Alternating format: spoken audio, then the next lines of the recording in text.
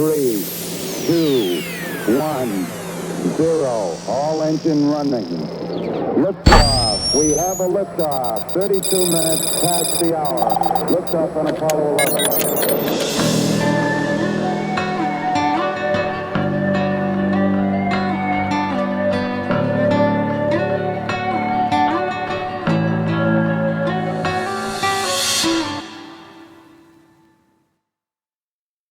All right, welcome to Roots of Reality. I'm your host, Ben Baumann, and today I'm going to be talking about the history of government censorship.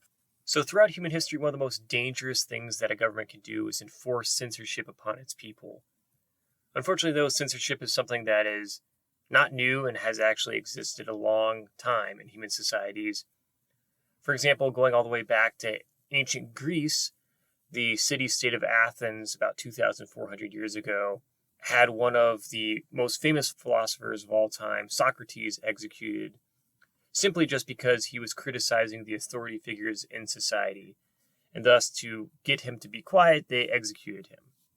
And since ancient times, this troubling trend of censorship has only continued to be a problem around the world, where authoritarian rulers are so afraid of the truth that they are constantly trying to hide it from their own people, solely because they know that deep down their rule and power is really just built on lies. Lies that would be rejected by the people if only the people knew the truth about them. And this is why rulers are so insecure and afraid in the first place, and why they use censorship as a tool to control people, because they know what they're doing is wrong. They know they're corrupt and they're greedy, and in fact, many of them historically also use their nations as their personal bank accounts. And so if people knew this, they would most likely get kicked out of power. And that's why censorship exists.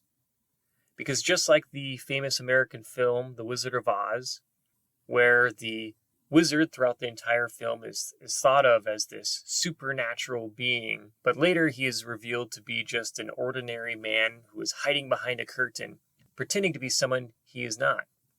And in many ways, this is what dictators are around the world and throughout history. They're actors, pretending to be something that they are not, pretending to be these powerful, untouchable figures, even though they're really not. And so some of the ways censorship has been used historically includes things like censoring education at schools and universities. For example, in the Russian Empire, which lasted from 1721 to 1917, university students were told by the Russian government to spy on their fellow students and professors in order to ensure that people were being educated the way that the Russian czars wanted them to be. And another common method of government censorship historically is also simply just to eliminate those who were critical of the government. This was especially true during the Soviet Union, which came right after the fall of the Russian Empire, where those who were critical of the government were arrested or could even be killed for their criticisms of the government. For example, under dictator Joseph Stalin, millions of Russians were killed, arrested, and sent to gulags. And in fact, under Stalin, even if you were loyal to the government, if Stalin just thought for a second that you weren't, you could still be killed or sent to a gulag.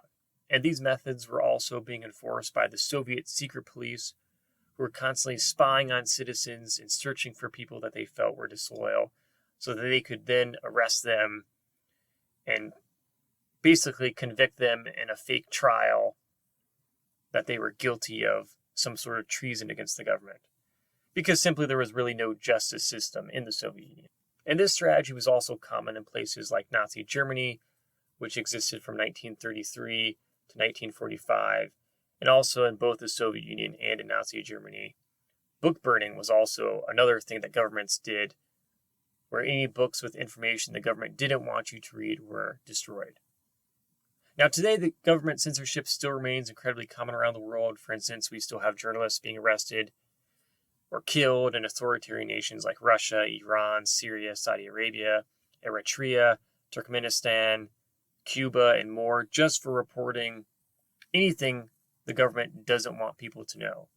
And in many cases, this is usually about human rights violations or government corruption or debunking, government propaganda. And in addition to this, many authoritarian nations have also taken what was once thought to be a great tool for knowledge and freedom of information around the world like the internet, and have also censored that as well. For example, in China, most Western websites cannot even be accessed without the use of a virtual private network due to censorship. So there is no access to things like YouTube or Facebook or Instagram, Twitter, Netflix, etc., simply because the Chinese government is afraid of people being exposed to information that the government doesn't want them to know. And this is something that's also happening today in Russia, especially since the Russian invasion of Ukraine, which has resulted in further restrictions on basic freedoms for Russians, where many Western websites and social media sites have now been blocked. And then, of course, there are also those nations that take censorship to even more disturbing levels, like North Korea, where the censorship is just so ridiculously bad that people are not even allowed to leave the country or access the internet without special permission. Now, all these examples I've laid out for you are bad.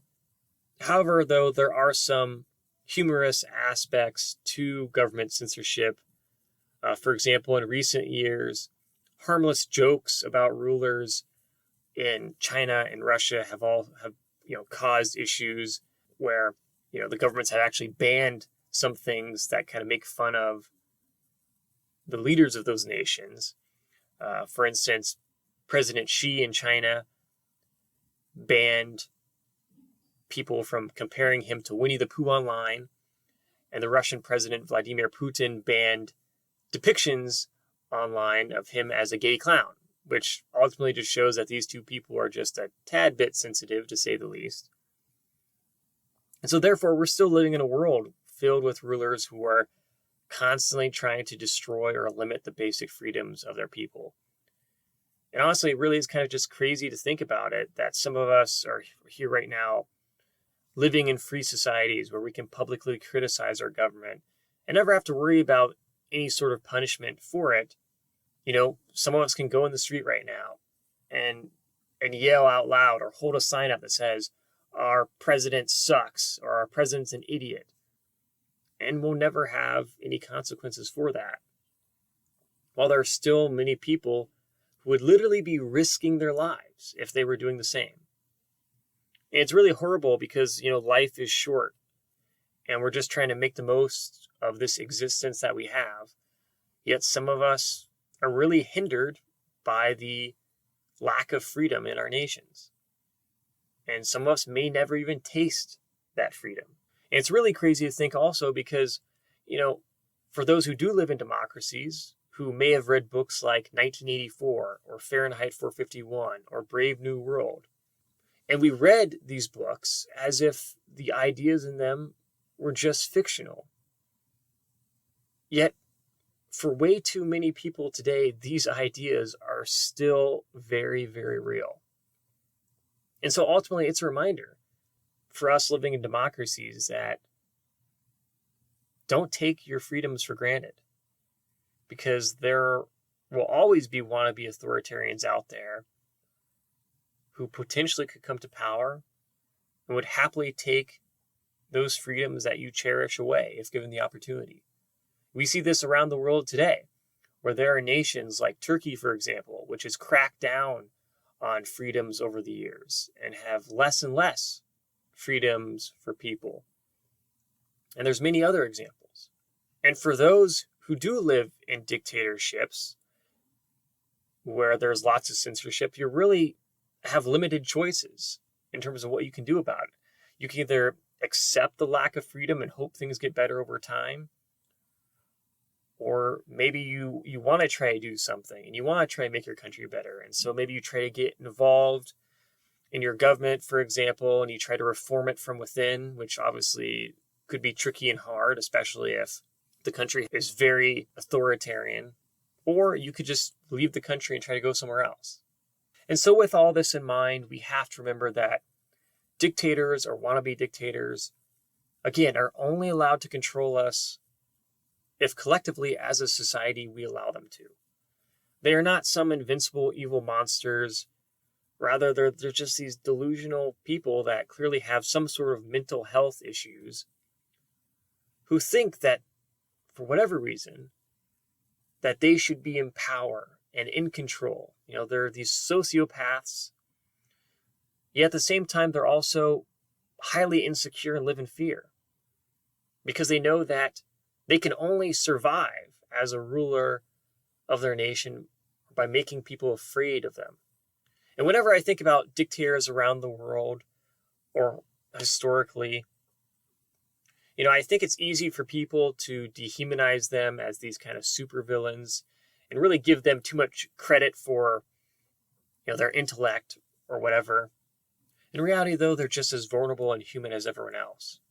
For instance, if you ever see a video of a ruler eating or drinking or doing these very basic human behaviors, you see them as just this vulnerable creature that's hungry and has to eat. If you see like a world leader or something eat a hamburger, hum, num, num, num, stuffing their face.